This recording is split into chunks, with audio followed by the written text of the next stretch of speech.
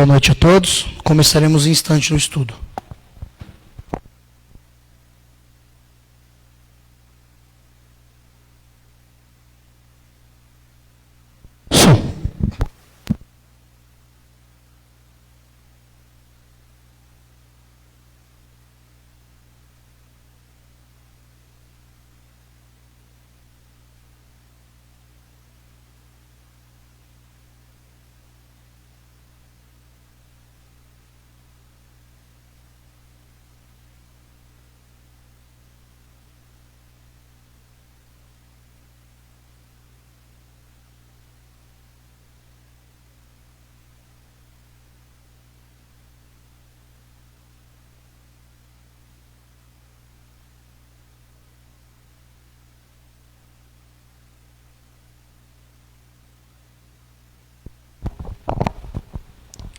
Boa noite, irmãos.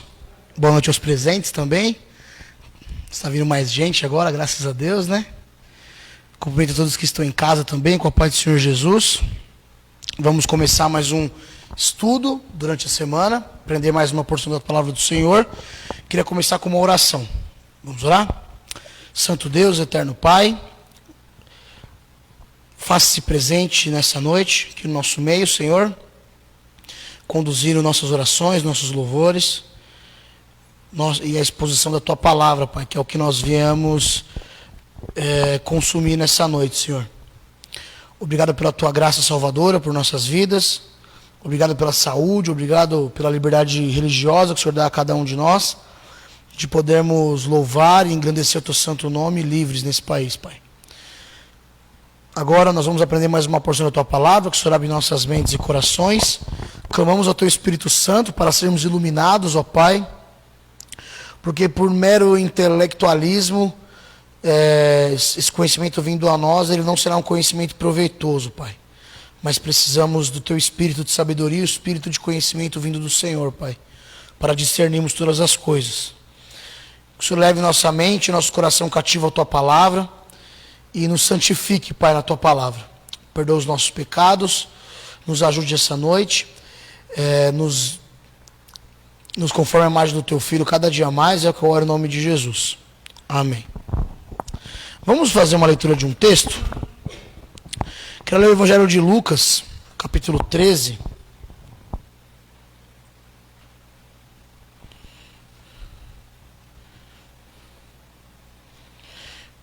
Lucas capítulo 13, fazer uma breve reflexão com os irmãos, para em seguida orarmos mais uma vez e nós passamos a palavra ao nosso pastor, reverendo Mário, que vai trazer o estudo. Lucas 13, versículo 6, lê o versículo 6 até o versículo 9. O texto bíblico diz assim, acompanhe a leitura. Então Jesus proferiu a seguinte parábola: certo homem tinha uma figueira plantada na sua vinha, e vindo procurar fruto nela, não o achou.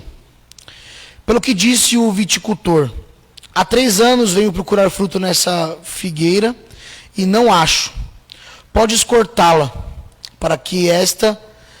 porque está ela ainda ocupando inutilmente a terra. Verso 8. Ele, porém, respondeu: Senhor, deixa ainda este ano, que eu escave ao redor dela e ponha estrume. Se vier a dar fruto, bem está, se não, mandarás cortá-la. Amém. Irmãos, quando nós lemos na palavra de Deus a relação do homem com as obras, sempre a Bíblia se refere nisso de forma ilustrativa à árvore e os seus frutos. Isso é muito claro em vários textos da Bíblia. Vemos isso no Evangelho de Mateus, capítulo 7, no final do Sermão do Monte. Vemos no Evangelho de Mateus, capítulo 3, com João Batista, falando que a árvore que não produz bom fruto, ela é cortada e lançada ao fogo, né? Aqui, o contexto ao qual está inserido, nós vamos ver que o que Jesus está querendo dizer sobre essa questão do fruto do fruto com as obras e a árvore é o que produz esse fruto, é que ela está intrinsecamente, as nossas obras estão intrinsecamente relacionadas ao que nós cremos, ao nosso conteúdo, ao que temos dentro de nós. Nunca você vai ver uma árvore que produz um fruto ruim dar um fruto bom. Então, impossível você ver alguém que crê em Cristo ou em uma teologia boa, saudável, reta e correta, não produzir bons frutos também. Nós temos que entender na nossa vida cristã que a ortodoxia ela deve estar ao lado da ortopraxia. Nome difícil, né, irmã Cida? Basicamente é o quê? É a doutrina estar inteiramente ligada ao que nós fazemos. Se hoje nós somos pessoas inertes, não preocupadas com as questões do reino de Deus, do reino dos céus, há uma grande possibilidade de você não crer nisso de forma verdadeira. Porque acreditar em determinadas coisas de forma intelectual é muito simples. Mas, e de forma experimental, prática, isso deve, consequentemente, afetar o que nós fazemos na igreja, no trabalho, nos nossos lares, esposas referentes aos maridos, os maridos referentes aos filhos, assim por, o marido referente às esposas, os pais referentes aos filhos e assim por diante. Então, Jesus ele vai alertar. Ele olha aí voltando ao texto, ele olha aquela vide e fala assim: ela 3 anos não me produz nada, eu vou cortar, ela está ocupando a minha terra inutilmente. Quantos não estão assim na casa do Senhor? Sem produzir o fruto no tempo que lhe é devido. Não há como dividir a árvore que produz o fruto de produzir o fruto. É natural para a árvore produzir o fruto. Não tem como. E essa vide, especificamente, ela não estava fazendo o que lhe era devido. Então ela iria ser cortada, arrancada pela raiz. Só que a misericórdia do Senhor foi sobre essa vide. Ele disse: espere, Senhor, não arranque-a. Vamos ainda preparar aqui, jogar estrume. E vamos esperar ela dar o fruto. Se ela der o fruto, bem. Se não der, o Senhor corta. Então tenhamos atenção com a nossa vida cristã, irmãos. Analisemos-nos. O que temos feito para o avanço do reino de Deus? Se isso é algo natural na nossa vida. Se você pensa em formas para auxiliar no avanço, seja orando, seja trabalhando, precisamos trabalhar, irmãos. E o Senhor Jesus Cristo, Ele nos dá tempo para isso. Amém? Vamos orar mais uma vez? Para a gente passar a palavra para o nosso pastor, para ele começar o estudo? Vamos orar. Santíssimo Deus e amado Pai, obrigado, Senhor, por estarmos aqui reunidos. Obrigado pela palavra trazida a nós. Agora, Senhor, eu peço mais uma bênção, clamando ao Seu Espírito Santo, que intercede por nós. Mais uma bênção referente ao estudo que será ministrado agora pelo nosso pastor. Que esse estudo penetre nossos corações e nossa mente, e que possamos ser conduzidos em santificação rumo à pátria celestial, Pai. Que nós possamos ser cristãos autênticos, não nominais, mas firmes, constantes e inabaláveis na tua obra, Senhor. Porque o trabalho em Ti ele não é vão, Senhor, mas proveitoso. Santíssimo Deus, perdoa os nossos pecados, nossa omissão, nossa preguiça. Perdoe porque às vezes nós não nos preparamos como deveríamos nos preparar para trabalhar para Ti. Todavia, rogamos pela Tua misericórdia essa noite, Pai, por nossas vidas. E nos dê uma bênção especial essa noite. É o que eu oro e te peço em nome de Jesus. Amém. Chama o nosso pastor, reverendo Mário, para nos dar o estudo essa noite.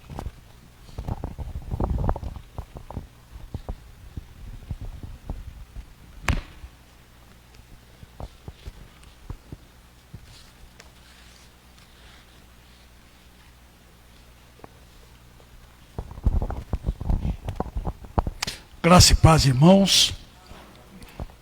Muito bem. O texto que o nosso irmão leu é interessante, né? O que precisava fazer com a figueira?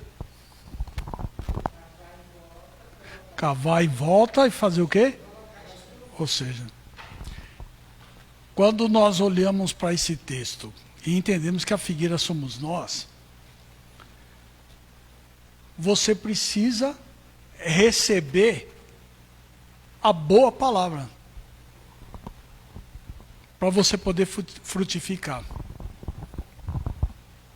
Então, quando ele fala da árvore, ele colocar o esterco, é para que a árvore possa vir a produzir, né? Nós, da mesma forma, quando somos alimentados pela genuína palavra de Deus, nós produzimos. Às vezes na igreja nós temos gente que é alimentada com a verdadeira palavra de Deus, alimentada, está na hora de cortar. Porque não produz. Não produz. A planta tem que produzir bons frutos. Não adianta.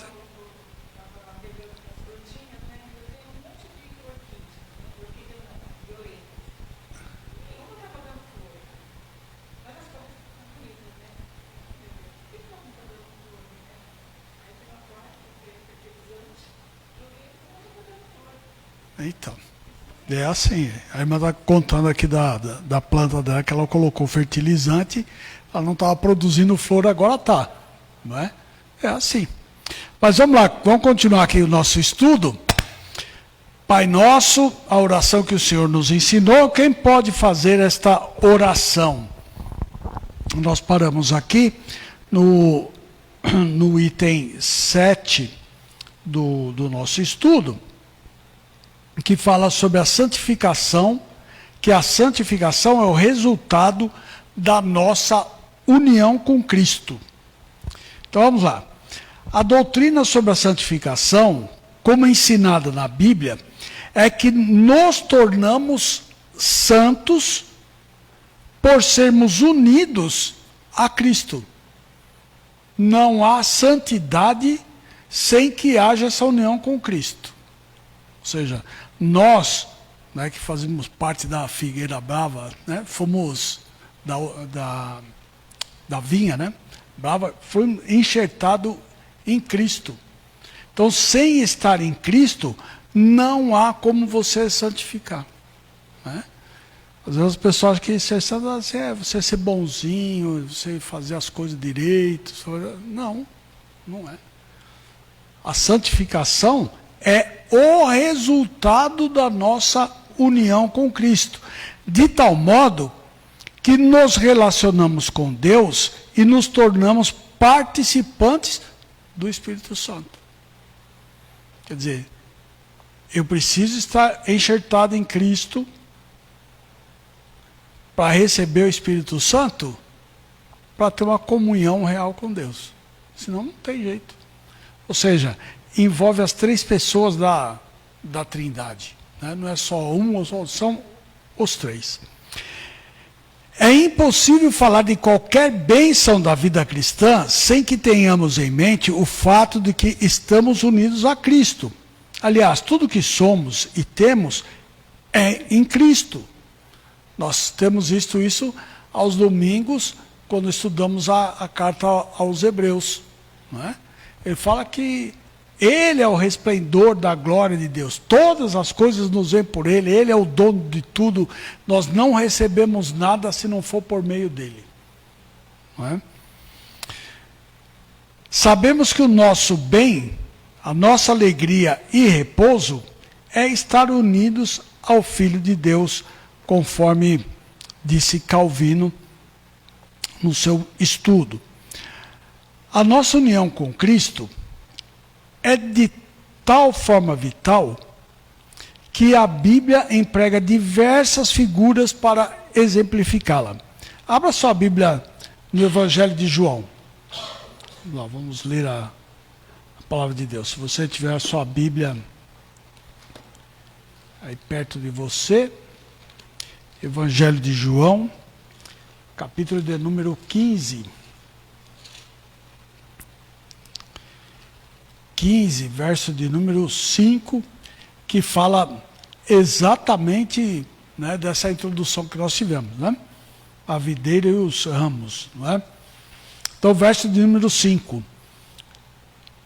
Eu sou a videira, vós os ramos. Quem permanece em mim e eu nele, esse dá muito fruto, porque sem mim nada podeis fazer. Veja, nós estamos falando aqui da união com Cristo. Quer dizer, eu preciso estar em Cristo para produzir bons frutos. Agora veja o que diz o verso número 6. Se alguém não permanecer em mim, será lançado fora, a semelhança do ramo, e secará. E o apanham e lançam no fogo e o queimam.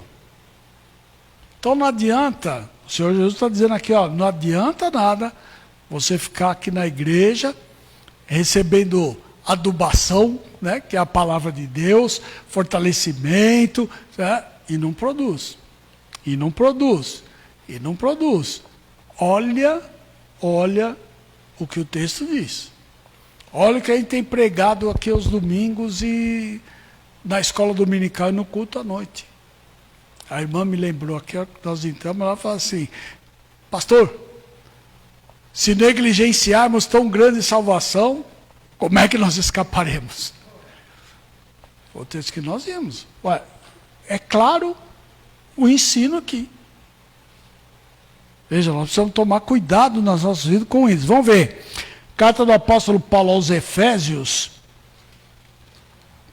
Efésios, capítulo 2.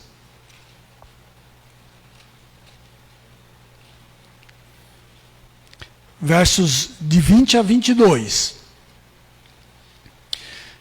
Diz assim o texto: edificado sobre o fundamento dos apóstolos e profetas, sendo ele mesmo Cristo Jesus a pedra angular, no qual todo edifício bem ajustado cresce para o santuário dedicado ao Senhor, no qual também vós juntamente estáis sendo edificados para a habitação de Deus no Espírito. Ou seja, eu preciso desta relação, eu preciso estar em Cristo. Tenho dito aqui que você não pode conhecer a Deus sem conhecer o Senhor Jesus Cristo. É Ele quem nos leva a conhecer o Pai, né? Vamos lá. Todavia, todas as metáforas, né, esses exemplos que nós temos na Bíblia, mesmo tomadas conjuntamente, não expressam a totalidade do significado dessa relação vital que temos com o Senhor. Esta união está relacionada com a eficácia da sua morte e o poder da sua ressurreição.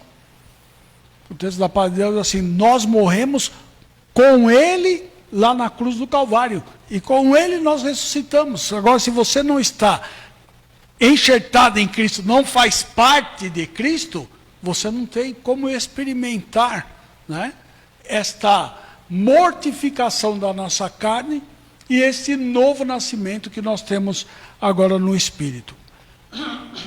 O nosso irmão Rod, o Archibald, né, observou o seguinte: a designação técnica desta união é mística, em linguagem teológica, porque ela transcende, né, ela é superior, está além tanto das analogias das relações de parentesco terrestre e na intimidade da sua comunhão, no poder transformador da sua influência e na excelência das suas consequências. Ou seja, nós somos, por participar em Cristo, nós somos influenciados pela essa excelência de participar em Cristo, de estar enxertado nele, e a nossa vida tem que mostrar quais são as consequências disto. Se não mostra, é igual a irmã falou aqui agora, é violeta, né? Tem lá os vasos lá de violeta dela.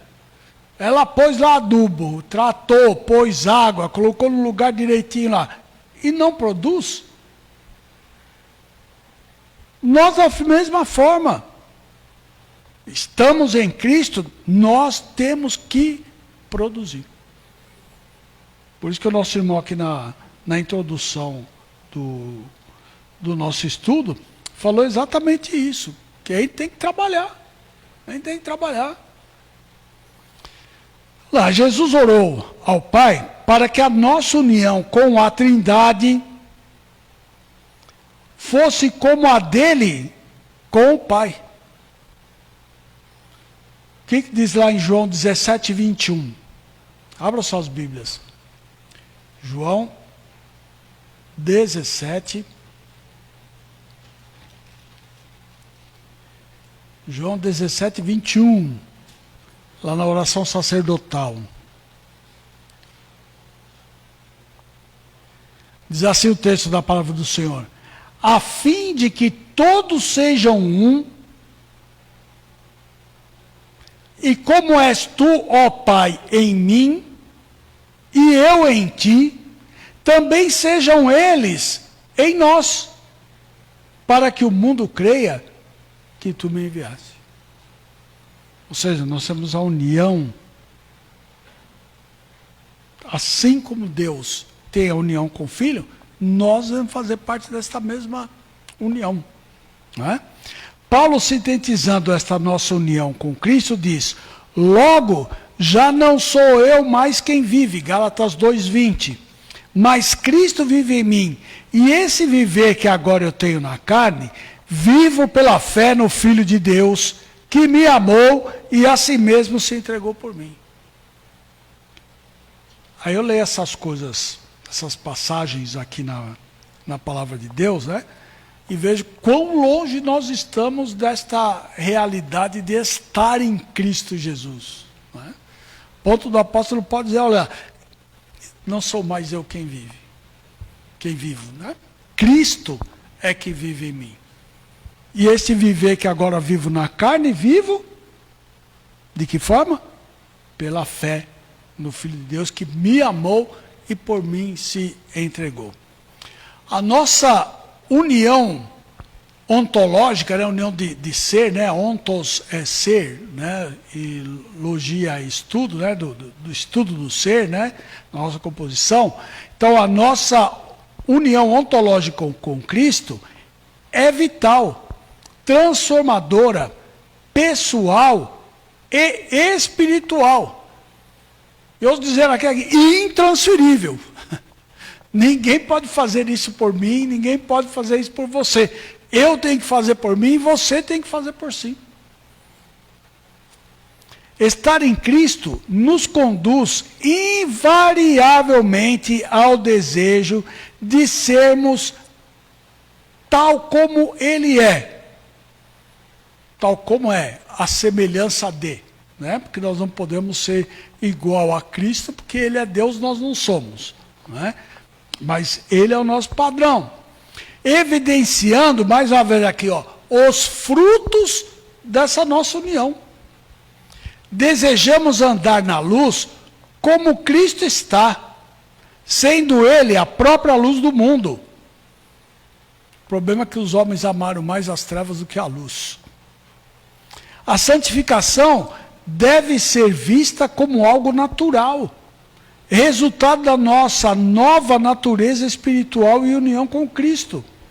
Jesus Cristo, para que agora vivemos, e a motivação fundamental da nossa santificação. Então, como mal assim, comparando, né? O que ele quer dizer? Se você é um cozinheiro, né? Por exemplo, do meu filho lá, né? Se ele é o mestre Cuca, é natural para ele fazer aquelas coisas que ele faz. A gente fica olhando lá e fala: pô, onde é que tirou esse negócio? Como é que faz isso, né? Mas para ele é natural, ele faz rapidinho. Exatamente como aprender a dirigir. Você não fica pensando: olha, agora eu preciso pôr o pé no desembreio, eu preciso engatar a marcha, agora eu preciso fazer. Não, você faz essas coisas automaticamente, é natural. Você não pensa para fazer, você já sabe, né, o que tem que fazer. Quando nós estamos em Cristo, essas coisas que a Bíblia nos ensina têm que ser naturais na nossa vida. E esses que são os frutos, as pessoas têm que olhar para nós e ver. Não é só ouvir aquilo que nós falamos, mas é também ver os frutos da nossa união com Cristo. Paulo, descrevendo a morte de Cristo, faz uma analogia com a nossa morte para o pecado e vida para Deus, o que eu falei agora há pouco. Pois quanto ao ter morrido, de uma vez para sempre, morreu para o pecado. Mas quanto ao viver, agora vive para Deus. Assim também vós considerai-vos mortos para o pecado, mas vivos para Deus em Cristo Jesus. Romanos 6, 10 e 11. Jesus Cristo é a fonte da nossa santificação, sendo Ele mesmo quem nos capacita a fazê-lo, conforme a nossa nova natureza. Nova natureza que nós já vimos anteriormente, é você agora nascer do Espírito Santo. Não é? Nós somos pessoas diferentes de muitas outras, porque nós nascemos duas vezes. Né? As pessoas nascem uma vez e morrem. Nós nascemos duas vezes, morremos e ressuscitaremos de novo, não é? Somos diferentes. Então ele está dizendo exatamente isso. Quer dizer, quando meu pai e minha mãe me geraram, eles me geraram no pecado. Agora, em Cristo Jesus, essa parte do pecado tem que ser mortificada com ele lá na cruz, para que eu possa viver essa nova vida, então, que ele me deu. Continuando, a nossa santidade procede de Cristo. É Ele quem nos concede a seiva, né? Mais uma vez a simbologia aqui com a árvore, né? A seiva da vida. Estar em Cristo significa andar com Ele em suas pegadas. Caminhar por onde Ele caminhou e conforme a sua vontade. Me lembro quando meu filho era pequeno, né, o Carlos Eduardo, às vezes ele andava atrás de mim e ele queria colocar o pé no mesmo lugar que eu coloquei o pé. Como a minha perna é grande, ele não conseguia, mas ele queria pisar onde eu estava pisando. Nós temos que fazer a mesma coisa em relação a Jesus. Ou seja, seguir as pegadas do Mestre a cada dia. E eu só consigo fazer isso estudando a palavra de Deus. Não existe outra maneira de eu aprender a seguir a Jesus, a não ser por meio da sua palavra. O nosso irmão João escreve no seu evangelho o seguinte: se porém, ou melhor, na sua carta, se porém andarmos na luz, como ele está na luz, mantemos comunhão uns com os outros.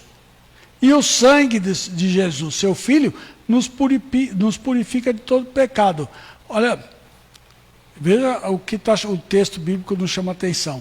A nossa união não é somente com Cristo, não é somente com a Trindade, mas também a união com os demais. E tudo isso nós recebemos por meio de Cristo Jesus. De modo que aquilo que nos une não pode ser produzido por nós.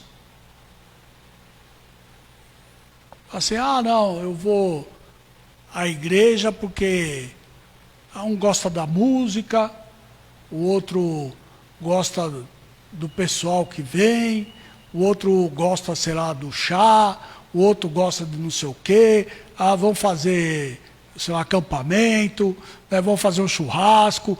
Isso não une. Se nós não estivermos em Cristo Jesus. Eu não estou dizendo que não pode fazer.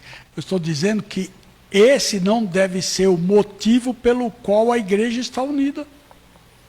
A igreja tem que estar unida porque nós estamos em Cristo Jesus. E por isso nós mantemos comunhão uns com os outros.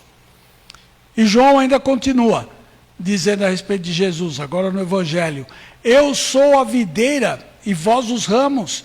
Quem permanece em mim e eu nele, esse dá muito fruto, porque sem mim nada podeis fazer. Quando oramos, faça-se a tua vontade, podemos estar certos de que aquele que orou ao Pai em nosso favor, dizendo: santifica-os na verdade, João 17:17, nos socorrerá em todas as nossas necessidades. E Ele mesmo está empenhado em fazer cumprir a sua vontade de santificação em nós, nos ajudando em nossos desejos santos, proporcionados pela nossa nova natureza, criada pelo Espírito que é santo. Então nós precisamos aprender essas realidades da palavra de Deus, não é? De estarmos realmente trabalhando essa questão da santificação, então, que é o resultado da nossa união com Cristo. Mas, além disso, a santificação também é um processo, não é?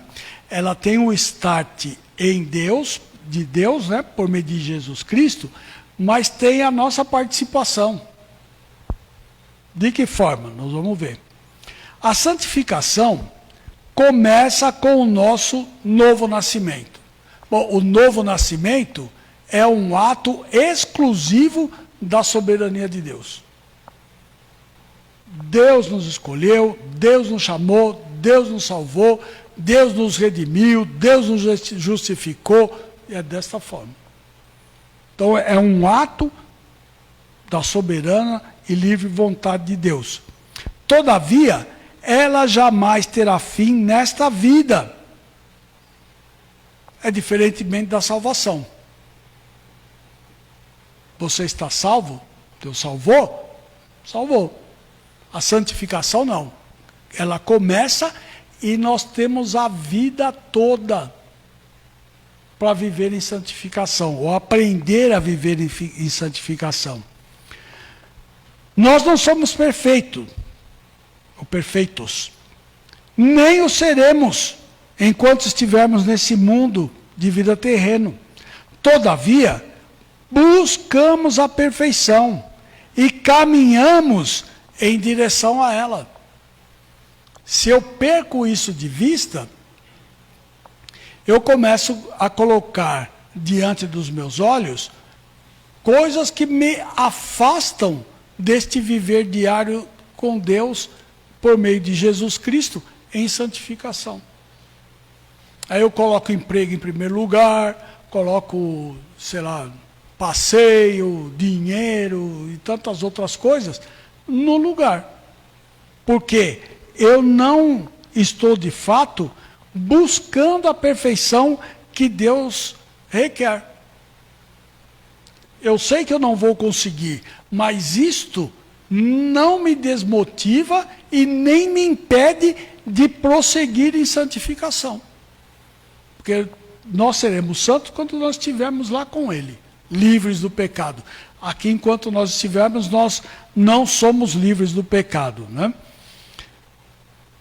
Nós somos livres do pecado em relação à morte e à condenação, né? Mas ainda continuamos pecando, né?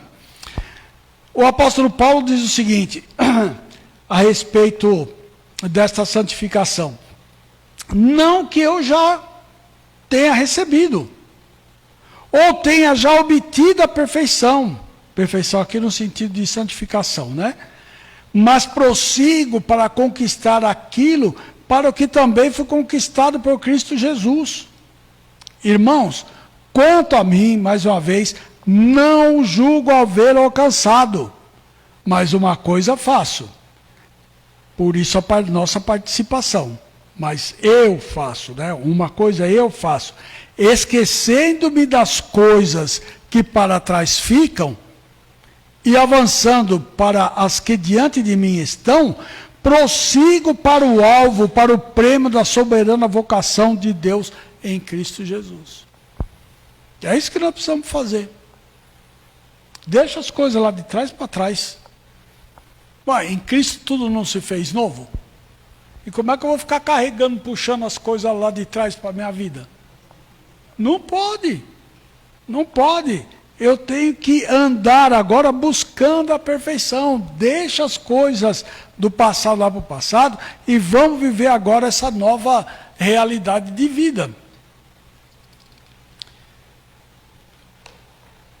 O pecado continuará em toda a nossa peregrinação terrena a exercer influência sobre nós.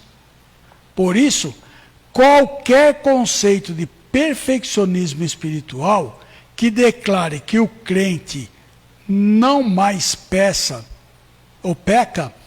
é errado. É antibíblico. Porque eu já vi alguém dizendo que porque você está em Cristo Jesus, agora você não peca mais. Eu não sei onde é que tiraram isso da palavra de Deus, né? Ou melhor, tiraram isso da palavra de Deus, por isso que não encontra mais, né? Ué, o apóstolo João e toda a Bíblia, né? Estou citando João porque nós acabamos de ler aqui agora, né? Diz perfeitamente, se nós dissermos que não temos pecado algum, a nós mesmos nós nos enganamos.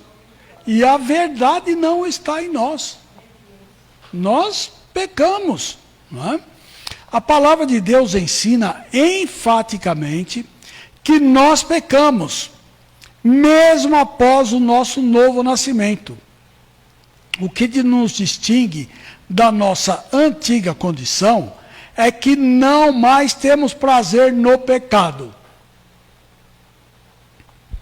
Será que é verdade isso? Nós deveríamos não ter mais prazer no pecado. Mas nós continuamos guardando as coisas de lá de trás, né? Tem aqueles pecados que só você conhece na sua vida e eu na minha, né? Que a gente continua carregando. A gente não se desfaz desse pecado. E nós deixamos de aproveitar essa nova vida que Deus nos dá. Porque nós estamos, ao invés de estar arraigados à palavra de Deus, nós estamos arraigados a certos pecados que continuam escondidos, então, dentro da nossa vida, né? Então, vamos lá. O que nos distingue da nossa antiga condição é que não mais temos o prazer no pecado. O apóstolo Paulo vai dizer, né, que ele é um homem infeliz, porque aquilo que ele, de bem que ele quer fazer, ele não consegue, e aquilo que é mal, que ele não quer fazer, ele faz. Não é? E assim somos nós. Não é? Então vamos lá. O que nos distingue então é a condição e que não mais temos prazer no pecado. Podemos até dizer que o pecado é um acidente de percurso na vida dos regenerados. Mas, uma vez, como é que nós estamos longe disso, né? Porque vira e mexe, a gente peca. E peca. E peca. É assim que nós vivemos, né? Porque, de fato, nós não temos absorvido, né? Como diz o texto aqui agora, essa seiva que vem do Senhor Jesus Cristo por meio, então, da sua palavra, né? Então, vamos lá. Antes, o pecado comandava nosso pensar e agir. Usando o apóstolo Paulo, né? E no falar. Agora ele ainda nos influencia. Todavia, não mais reina. Ou seja, nós pecamos, mas ele não reina nas nossas vidas. Que é diferente de como nós vivíamos antigamente, né? E como vive o mundo. Dirigido, então, pelo pecado. O pecado deixa apenas de reinar, não, contudo, de em nós habitar. John Murray ilustra bem este ponto ao dizer: há uma total diferença entre o pecado sobrevivente e o pecado reinante. Completamente diferente. O regenerado em conflito com o pecado e o não regenerado tolerante com o pecado. Uma coisa é o pecado viver em nós, Outra bem diferente é vivermos em pecado deliberadamente. Uma coisa é o ímpio ou inimigo ocupar a capital. Outra bem diferente é a sua milícia derrotada molestarem os soldados do rei lá na periferia. É outra coisa, né? Porque a simbologia aqui é assim, né? Quando vem tomar conta da capital, pronto, aí você é obrigado a viver na periferia, você vai sair longe. Não é? Nós não, nós já temos a vitória, então, em Cristo Jesus. Provérbios, nosso irmão Salomão diz o seguinte: quem pode dizer, purifiquei o meu coração, limpo estou do meu pecado? Não há homem justo sobre a terra que faça o bem e que não peque. Eclesiastes 7:20. O nosso irmão Luiz Berkoff, que desenvolveu uma das nossas teologias, né? Teologia reformada. Uma criança recém-nascida é, salvo exceções, perfeita em suas partes, mas não está no grau de desenvolvimento ao qual foi destinada. Justamente assim, o novo homem é perfeito em suas partes, mas na presente vida continua imperfeito no grau de desenvolvimento espiritual. Por isso que é desenvolvimento, né? A nossa santificação, estartada por Deus, né, ou dada início por Deus, nós temos que prosseguir. Cada vez mais nos afastando do pecado e nos aproximando de Cristo. Nunca tirando os olhos do autor e consumador da nossa fé. O apóstolo João, inspirado por Deus, escreve aos crentes dizendo o seguinte: se dissermos que não temos pecado nenhum, a nós mesmos nos enganamos e a verdade não está em nós. Acabei de falar isso agora em João. O crente é chamado a uma caminhada constante, ou seja, a santificação, ela é comparada aqui na caminhada constante a uma corrida de maratona. Você não para, né? Você tem 42 quilômetros, não sei quantos metros lá para correr, e você não pode parar. Você não pode parar. O corredor da maratona, eu vi uma entrevista daquele nosso corredor aqui, que o padre irlandês segurou ele lá na Olimpíada, né? O repórter perguntou para ele, eu esqueci o nome dele agora, quando você corre uma maratona, no que é que você pensa? Porque são 42 quilômetros, né? O que passa na sua cabeça? Ele diz assim, só passa uma coisa na minha cabeça, a linha de chegada. Eu posso estar aqui no começo dando o primeiro passo, mas a minha cabeça está lá na frente. E é isso que a palavra de Deus nos ensina. Eu tenho que estar com os olhos lá na frente. Tenho que estar com os meus olhos fitos lá no Senhor Jesus Cristo. E correr a minha maratona aqui. Enquanto nós estivermos nesse mundo, vai ser deste jeito, né? Então, o crente é chamado a uma caminhada constante.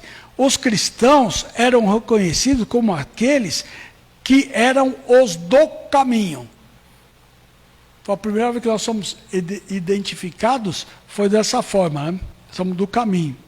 Saulo, antes de convertido, pediu carta ao sumo sacerdote a fim de que, caso achasse alguns que eram do caminho, assim como homens e mulheres, os levasse preso então para Jerusalém. Lucas relata que Príscila e Áquila, ou Priscila, né, a gente não sabe direito a pronúncia ainda, né, após ouvirem uma pregação de Apolo, o chamaram e com mais exatidão lhe expuseram o caminho de Deus. Né? Então nós éramos do caminho. Hoje parece que a gente assim, né, como tem um monte de placa de igreja, nós esquecemos do caminho. Qual é o caminho que nós estamos seguindo? Qual foi o caminho? A verdade e a vida é Jesus. Ele é o nosso caminho. O cristianismo é essencialmente um caminho de vida. Não é filosofia para você pegar o livro e ficar estudando, olhando conceitos e essas coisas. É vivencial. Ou seja, você tem que viver aquilo que está escrito aqui na palavra. Fundamentado na prática do Evangelho, ou seja, caminho de vida. O nosso irmão, agora há pouco, falou em ortodoxia e ortopraxia, né? É exatamente isso, né? É um caminho de vida, que é fundamentado onde? Aqui, ó, na palavra de Deus, mas vivido no meu dia a dia. A santificação é, portanto, um desafio a perseguirmos nesse caminho, nos empenhando por fazer a vontade de Deus. Por isso, a santificação nos fala de caminharmos sempre em direção ao alvo proposto por Deus.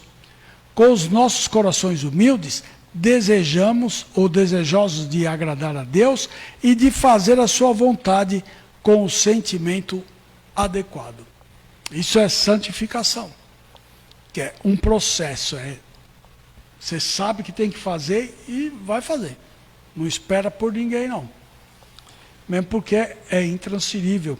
E acho que a gente vai ver isso mais para frente, mas assim, embora todos nós sejamos iguais no fato de Cristo ter morrido por mim, ter morrido por você, ter salvo a minha vida como ter salvo a sua vida, nós estamos em situação de santidade completamente diferentes. Independe do cargo, independe se é homem, se é mulher, cada um de nós é diferente no sentido de nós estarmos em estágios diferentes de santificação. Não é porque eu sou pastor que eu sou mais santo do que o irmão que vem aqui, senta na igreja e ora. Não é? Por quê? Porque você precisa ver a vida, como é que eu vivo a palavra de Deus no meu dia a dia. Não é? Então, essa concepção bíblica de santidade nos conduz, então, a outras coisas. A santificação envolve um combate confiante. Os crentes, apesar da sua nova natureza, terão que combater o pecado enquanto viverem. Parece que nós esquecemos que nós fazemos parte do exército de Deus. E exército não é para ficar no quartel dormindo. O exército tem que estar pronto e combatendo. Porque também não adianta ficar pronto e estar parado, sem fazer nada. Não, nós temos que estar combatendo. Por quê? Porque o nosso inimigo combate com as suas hostes todos os dias. Nós não temos sossego nem um segundinho. E nós precisamos fazer a mesma coisa. Este combate será árduo. A Bíblia não poupa figuras para descrever esta luta com vivas cores. Todavia, a palavra de Deus nos garante com ênfase ainda maior a vitória que temos em Cristo. Daí a nossa certeza que devemos lutar contra o pecado, sabedores que Deus é por nós nessa luta. Assim que o apóstolo Paulo fala, irmão, se Deus é por nós, quem será contra nós? Não é? A Confissão de Fé de Westminster diz: a santificação é no homem todo, porém imperfeita nessa vida. Ainda persiste em todas as partes dele restos de corrupção. E daí nasce uma guerra contínua e irreconciliável. A carne lutando contra o espírito e o espírito contra a carne. Isso acontece dentro de mim, acontece dentro de você. E nós precisamos aprender a guerrear e a dominar essas coisas. Se a gente deixar o nosso corpo agir, né, de acordo com a vontade da carne, nós sabemos para onde vamos. Paulo escreve aos Coríntios atestando a realidade da tentação, mas ao mesmo tempo indicando que ela não é vitoriosa sobre nós. Ele diz lá em 1 Coríntios capítulo 10, verso de número 13, não nos sobreveio tentação que não fosse humana, mas Deus é fiel e não permitirá que sejais tentados além das vossas forças. Pelo contrário, juntamente com a tentação, vos proverá livramento de sorte que possais suportar. Quando a gente não suporta o pecado, o que nós estamos dizendo? Nós estamos dizendo que Deus não me dá força para fazer isso. O apóstolo Paulo diz que ele dá. Deus é fiel, não permitirá que sejais tentados o quê? Além das vossas forças. Pelo contrário, juntamente com a tentação, vos proverá o quê? Livramento. Ou seja, está em mim, está em você dominar o pecado. Sabendo que nem sempre a gente vence. Mas é importante que a gente continue lutando. Tinha um filme antigo, que eu acho que era do Van Damme, que ele dizia lutar sempre, retroceder jamais. Né? Isso fala de nós. Nós precisamos lutar sempre e ir para trás de jeito nenhum. Né? Nós estamos vendo isso na carta aos Hebreus. E os crentes lá estavam voltando para trás, estavam fugindo, deixando o Evangelho. Nós não podemos fazer isto. Né? Notemos que a promessa de Jesus se refere ao seu socorro, que nos conduz à vitória. Todavia, isto não exclui a gravidade da tentação. Imagina Jesus lá, 40 dias, jejuando, e o diabo vai lá tentar.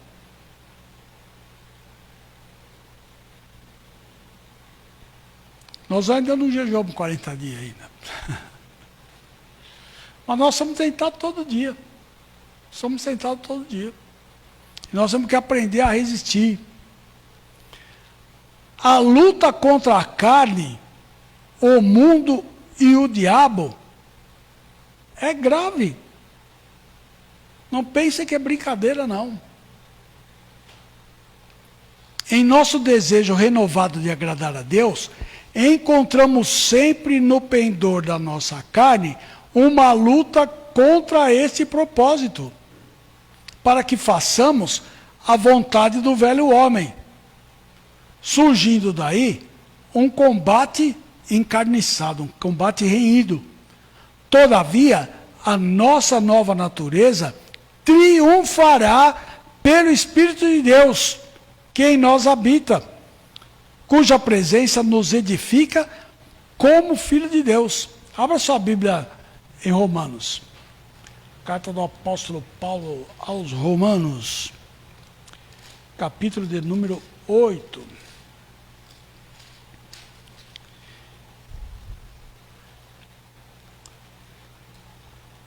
Verso de número 9.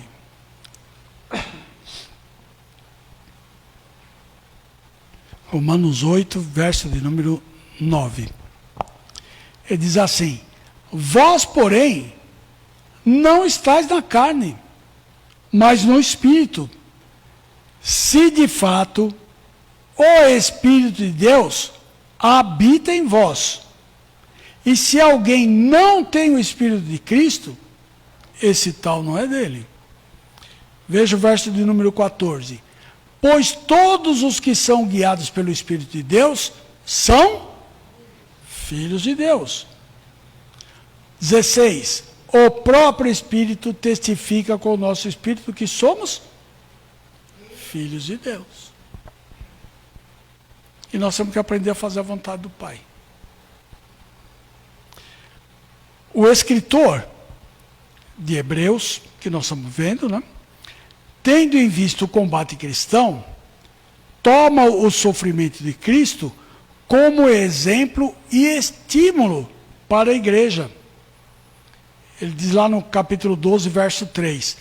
Considerai, pois, atentamente aquele que suportou tamanha oposição dos pecadores contra si mesmo, para que não vos fatigueis desmaiando em vossas almas.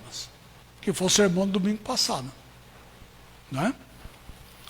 No momento seguinte, indicando a gravidade deste combate, esse mesmo escritor adverte aos seus ouvintes: ora, na vossa luta contra o pecado, ainda não tendes resistido até o sangue.